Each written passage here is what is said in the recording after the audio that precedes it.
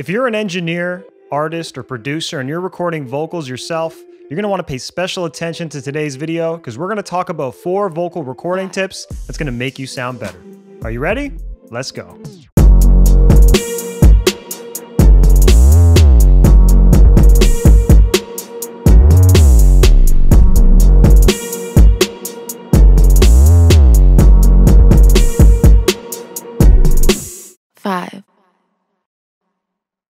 Are you an artist, producer, engineer, or music professional that's looking for funding for your music career? Could you benefit from having funding for studio time, mixing and mastering, or even marketing costs? I think I have something for you. I've written a free ebook. It's 9 pages, super short and digestible, where I break down the 6 main places that artists and professionals like yourself can find funding for their musical projects. If this sounds like it's of value to you, please click the link below and you can download this for free today and benefit from this knowledge. I hope this helps. I'll see you guys soon. Peace.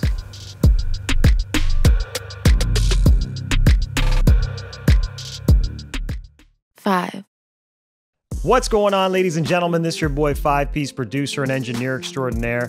Thank you for checking out today's video, and if you haven't already, please hit the bell and subscribe button down below so you can stay tuned for more helpful videos, especially stuff around recording, mixing, mastering, production, grant writing, and much more.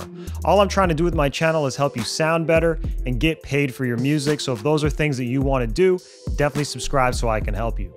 But in today's video, we're talking about 4 vocal recording tips. I think these are going to be really helpful for you, especially if you're recording yourself or other artists. So let's just get right into it. Tip number 1, avoid noise. The biggest thing that I find happens when people send me vocals is they're recording in environments that are just too noisy. Maybe they're recording too close to their laptop and we're hearing the fan.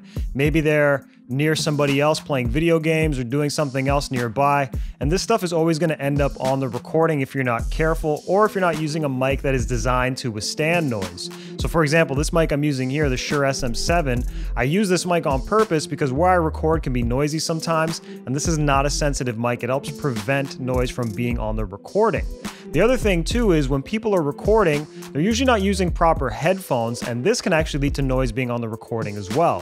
For example, if you're not using a set of closed back headphones, it's going to leak through the headphones and actually end up on the mic, and when you listen to a song, especially when you're listening to a vocal a cappella, you're going to be able to hear the beat and other stuff on the actual recording, and this is basically impossible to take away, especially if you are performing while the headphone bleed is happening. It's basically impossible to get rid of that.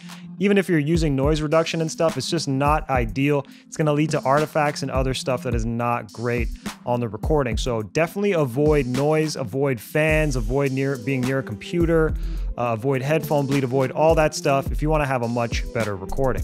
Tip number 2, gain stage properly.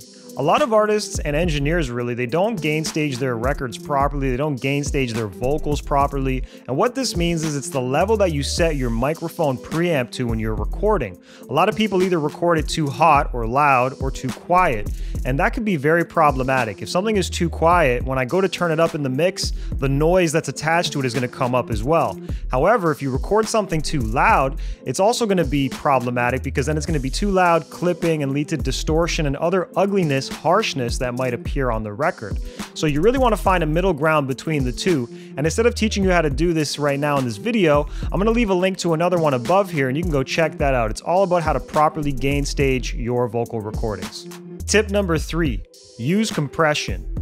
If you really want, you can use compression on a vocal on the way in when you're recording. There's a few ways to do this, either with an outboard compressor, a piece of gear, right?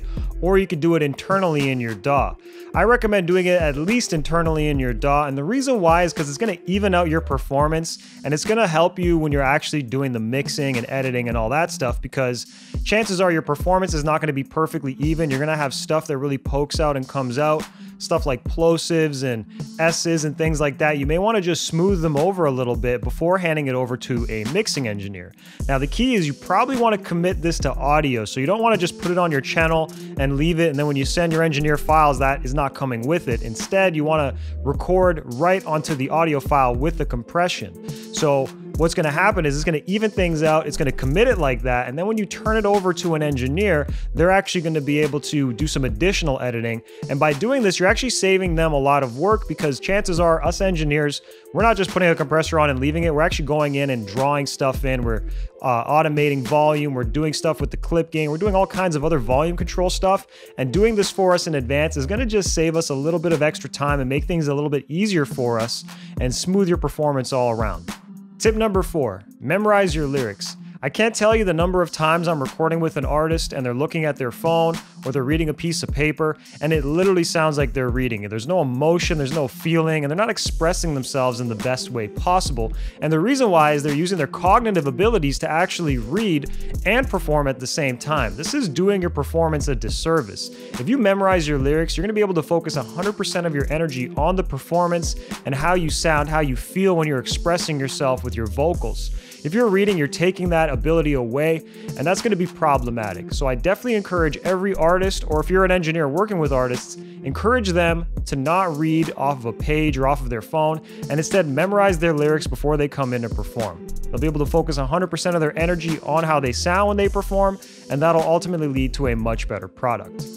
So these are 4 vocal recording tips. I find these very helpful for myself. I use these all the time. I'm very aware of them, and I just wanted to share them with you, and I hope they help you as well. If you got value out of this video, please like, subscribe, and share. Once again, share it with somebody you know, somebody that will benefit from this knowledge. And if you want to see anything specifically in the future, leave me a comment below so I could shoot a video specifically for you.